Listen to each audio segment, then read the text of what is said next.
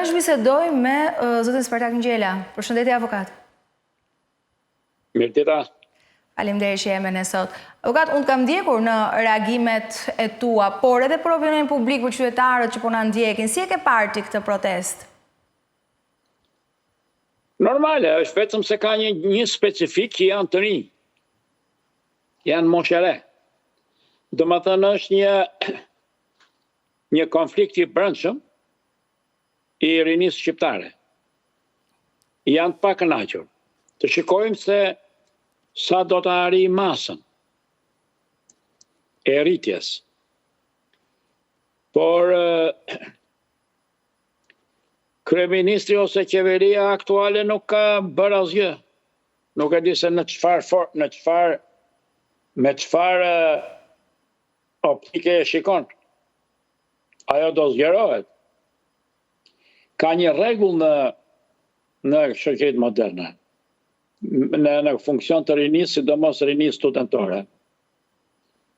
Kanë një intuit më të shpejt nga të tjerët në lidhje me zhvillimin dhe interesin e tyre, sepse janë ende në kërkim të identitetit të secilit prej tyre.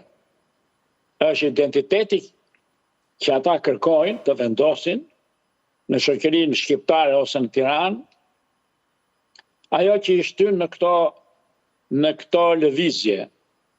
Të shohim se sa e kanë atë kundërshtin me regjimin aktual, me qeverinë aktuale. Ju thoni që kjo është protest e të rinjve. Ndërkohë akuzat janë se ka dhe element të tjerë. E para diaspora dhe ata të rinj janë funditës. Erdhën, bën një protest madhështore me numra, sikurse ne e pam. Po ka dhe disa akuzat të tjera, avokat, për shumë për përfshirjen e shqiptarëve të Maqedonisë së Veriut, për përfshirjen e shqiptarëve të Kosovës. Si e shiko këtë element? I shërben? Fakti që janë naiv. Fakti që përpara i thonë shqiptarët edhe pastaj të Kosovës të këtë mori fund, edhe është televizja shqiptare, e para kjo. E dyta, ajo ishte moshëre e gjithë. Nuk e kuptojnë dot. Dhe ajo që është më kryesorja është fakti që është pyetja që pse është shqetësuar rinia studentore shqiptare. Nuk ka dalë, sepse qeveria shqiptare nuk ditë bëj analizë. Ajo ata ishin shumë, ishte në numër i madh në protestën e fundit. Por do të kemi parasysh një gjë, që këto janë protesta paqësore, të cilat nuk e shqetësojnë një qeveri në qoftë se nuk kanë një numër shumë të madh. Kjo është se nuk janë lëvizje force. Janë lëvizje që forcën mendojnë ta paraqesin me numrin e madh të tyre. Të shikojmë se si do vijojë kjo çështje. Avokat Ngjela, është mllef që kërkon ndërheqjen si pasojë e keq qeverisjes të Edi Ramos apo dhe për Sali Berishën? Se fillimisht nisi me parullat Rama Berisha në burg. Më shumë se në burg ne lexuam pra për një urrëtie ose një kërkesë për t'i larguar nga skena politike. Po, shikoni, ka një gjë se dhe ju jeni ende në moshën e re të ndën. Keni parasysh një gjë që intelekti i rinisë studentore ose të intelektualëve që ende s'kanë arritur 30-ën,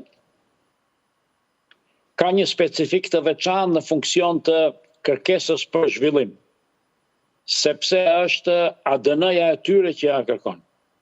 Domethënë interesi i tyre në funksion të profesionit dhe të ardhmes.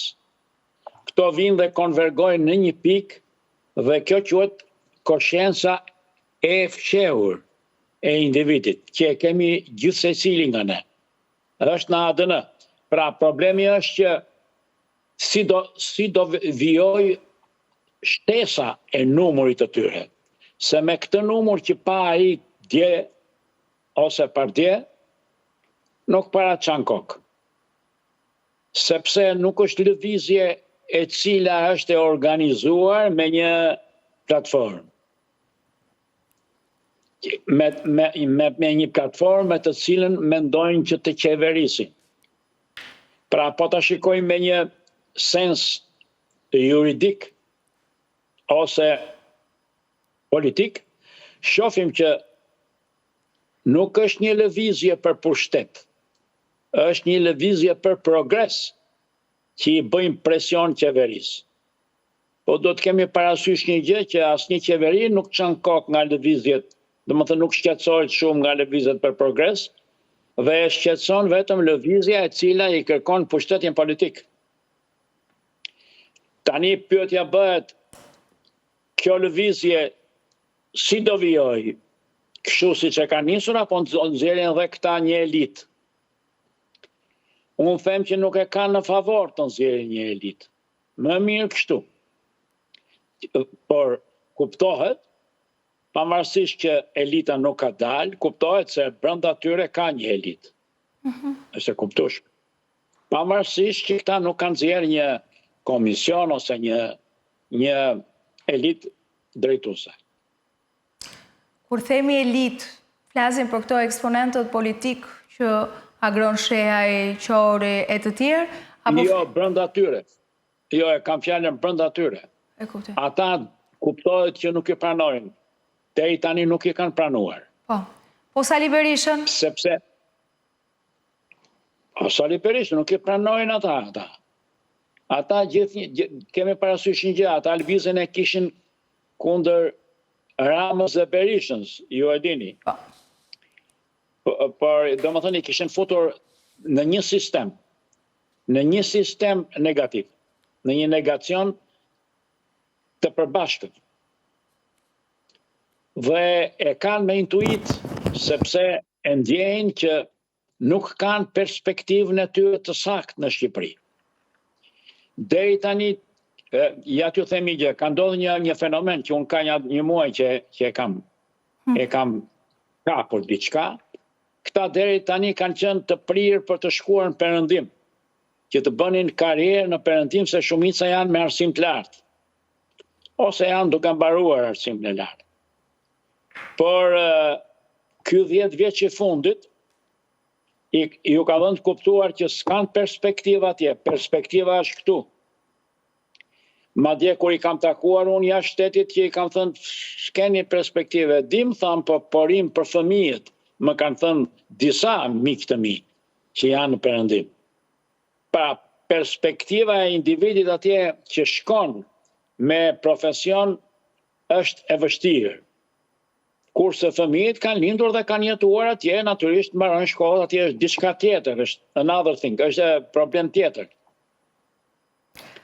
Por kjo lëvizje që po spikat në Tiranë do sjellë progres në konceptin e zhvillimit shoqëror në Shqipëri. Çfarë mund bëj Partia Socialiste sot që ne flasim? Çfarë mund bëj Edi Rama? Se ndoshta Partia Socialiste ose kryesia e Pamne ishin të gjithë pa fjalë në mbledhjen e fundit në ato pamjet që dolën. Ishin, nuk e di, nuk e kishin parë ndonjëherë ashtu, po gjithsesi punë për ta. Ideja është tani lideri Rama, kryeministri, çfarë duhet bëj sot që flasim? Mund ta reformoj partinë?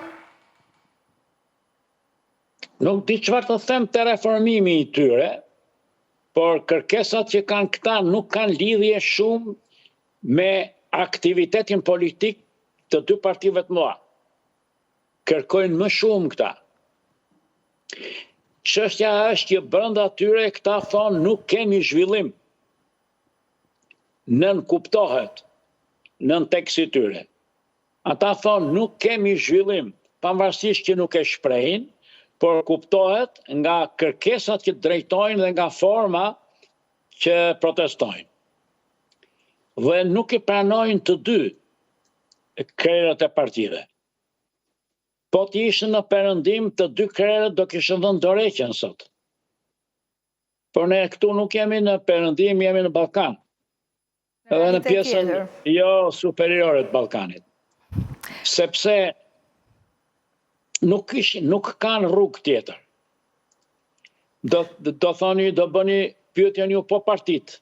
Këtu do shikojmë si do precipitojnë ngjarjet, do më thënë kjo ngjarje, si do precipitojë dhe si do afektojë Partinë Socialiste dhe Partinë Demokratike. Do presin të paktën 10-15 ditë. Avokat Ngjela, në emër të atij që e quajti grupi koordinues i protestës, dje Drita Ngoxhaj, një emër i njohur në fakt në angazhimin e tij krah ushtrisë kombëtare të Kosovës, lexoi disa kërkesa që duhet të jenë pra reflektojnë propozimet e sovranit. Dhe thoshte, dorëheqje pa negocueshme për kryeministrin, këtë e dinim. Krijimi i një qeverie teknike dhe tranzitore, jo partijake, me një mandat 12 mujor, ndryshime kushtetuese, etj., ndryshimi i kodit zgjedhor, kishte disa pika. Mirë, po çfarë ndodhi? Pas kësaj, reagoi Rama. Tha që protestës i ka rënë puplat nga zëdhënësi i Iranit. Dhe po të shikoje, kishte disa reagime në rrjetin social të zotit Ngoxhaj për qëndrimet e tij në fakt pro Iranit, për luftrat. Tani ky element, çfarë i shkakton protestës? Ai element që ka edhe Rama, që s'mund të jetë 100% i vërtet, se ekzistenca e një individi që vjen nga jashtë, nga zlëvizjet për cilën e po flasim, nuk e shpjegon sakt motivin dhe kërkesën e kësaj proteste. Nuk e shpjegon qartë sepse nuk kanë lidhje me gjëra të tilla. Këta janë të rinj që nuk janë të involvuar ende në raporte ndërkombëtare. Dhe këtë e di Rama, po atë e ka avokati. E nxjerr si avokati duke thënë që ne po na sulmojnë lindja e prapambetur. Dakor?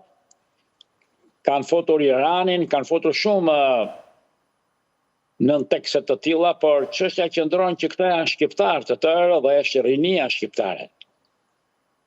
Atëherë çështja përqendrohet te kjo pyetje. Do vazhdoj kjo protest edhe në lidhje me një krimin e një qeverie të re në Shqipëri? Që kjo lëvizje ta ketë këtë si mbështetje, duhet të ketë numrin në parlament. Sepse ndryshe është revolucion, i cili nuk pranohet. Nuk flasim për revolucion, po këta nuk e kuptojnë dot. Është numri në parlament, zonja, asgjë tjetër. Dhe numrin e kanë ata 82 o 83 deputet. Kështu që është forcë e madhe parlamentare ajo që ka Partia Socialiste sot, prandaj nuk çan kokë Rama. Se gjithçka vjen dhe përplaset për zgjidhje në parlament.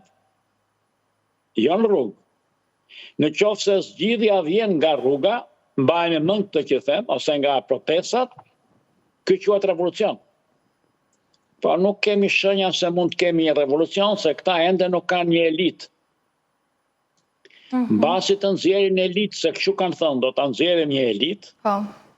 Atëherë do shikojmë, do hynë në rrjedhën politike të sistemit, apo do mbeten vetëm tek koncepti rinor i progresit të ideve. Ata kanë deklaruar se do të jetë një kontratë sociale me qytetarët, pastaj do të ketë konsultime me intelektual, ekspert teknik, qytetarë që nuk janë pjesë partive, dhe gjithë propozimi thonë do të vi nga sheshi. Mirë po, duke lexuar këtë propozim, thoshte, dakord, sepse dorëheqjen e kryeministrit dhe qeverinë e kemi të qartë se Rama po na qej, po kanë shmangur Sali Berishën. Nuk përmendet në asnjë moment Sali Berisha. Në që kuptim shmangur, nuk e përmend. Po. Nuk e të kuptova, nuk e kuptova. Po, do me thënë, nëse protesta nisi kundër dy liderve, le themi... Po, të dy bashkë, po. Po, sot që flasim të reagimi i zoti Goxhaj dje, nuk ishte përmendur fare zoti Berisha. Nëse është mund të jetë neglizhencë në kuptimin që s'ka pushtet. Ata janë kundër pushtetit zonjë. Saliu nuk ka pushtet. Edhe në qofë se e përmendin në funksion historik të momentit. Këtu flitet lufta e tyre është me pushtetin politik. Dhe pushtetin politik e ka PS-ja, do më thënë Edi Rama. Këtë nuk duhet të ndajmë se kjo është koscienca e revoltave të cilat marrin ngjyrë politike. Në qoftë se revolta nuk kanë ngjyrë politike, ajo është për progres historik. Në qoftë se revolta kanë ngjyrim politik, ajo është kundër qeverisë aktuale. Këto janë të dy aksiomat që mbajnë një revolt të nivelit të këtij niveli në të gjithë botën. Po. Nuk kanë kërkesa këta zonjë ende. Pra fakti që nuk kanë kërkesa politike ende nuk mund ta quajmë se është një lëvizje politike. Është lëvizje politike në sens indirekt që jemi kundër kësaj gjendjeje politike, por nuk ka program sepse, se si dhe ku. Vetëm është ende në stadin e një proteste. Po duhet, në qoftë do t'i qëndrojmë historisë, kështu fillojnë të tëra në stadin e një proteste, po pastaj në brenda protestës, kur shikojnë që ka simpati shoqërore, del elita. Edhe këta e kanë thënë, her pas here indirekt që të nxjerrim një elitë. Mendoj se e keni dëgjuar. Po. Pra sensi i tyre politik del kur të nxjerrin elitën. Mirë po këtu nxjerrja e elitës ose dalja e elitës së tyre në skenë politike është tendencë për pushtet. Po keni parasysh një gjë, që nga eksperienca që kanë dhe nga vrulli i brendshëm, që më shumë është instinktiv për liri, në qoftë se jemi përballë një situatë të tillë i kalon në krizë në funksion të pushtetit. Se ju lind me njëherë ajo mund të themi oreksi se jemi afër marrjes së pushtetit.